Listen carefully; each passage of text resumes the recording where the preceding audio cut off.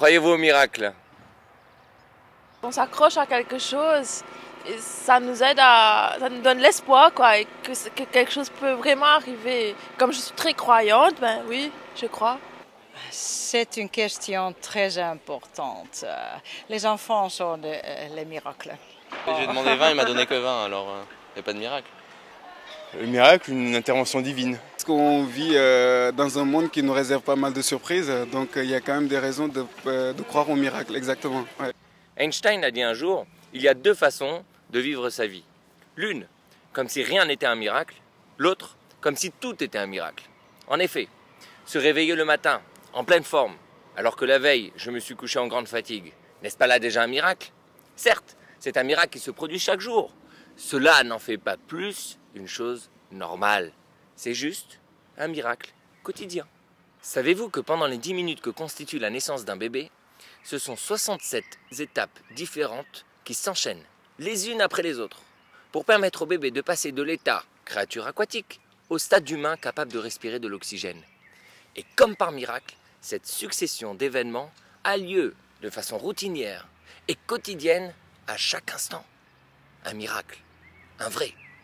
Cela est tellement bien illustré dans la magnifique phrase de Rabbi Israël Baal Shem Tov. La différence entre la nature et le miracle se trouve uniquement dans sa fréquence. C'est-à-dire qu'une personne qualifie un fait extraordinaire de miraculeux quand il se produit plus rarement que la nature. Mais dans le fond de la question, la nature est autant miraculeuse que le miracle. Le miracle, c'est la révélation de l'extraordinaire dans l'ordinaire. Mais certaines fois, on a tendance à ne pas prêter suffisamment attention à tous les petits ou grands miracles qui se produisent sous nos yeux et à notre égard. Les différentes préoccupations et précipitations de la vie encombrent notre esprit et l'empêchent de prendre conscience de la chance de se réveiller en forme chaque matin ou de pouvoir jouer avec ses enfants. Cela me fait penser à la phrase du Talmud qui dit « Le bénéficiaire d'un miracle ne le connaît même pas ». Et oui, les miracles, nous les vivons, mais nous ne les reconnaissons parfois pas, car nous nous habituons très vite aux miracles. Et vous, avez-vous pris un moment pour vous arrêter et faire la comptabilité des miracles dont vous bénéficiez chaque jour? Prenez-vous le temps de mettre à profit le miracle de la vie pour changer votre nature? Avez-vous pensé à ajouter un extra à votre vie ordinaire pour la rendre extraordinaire?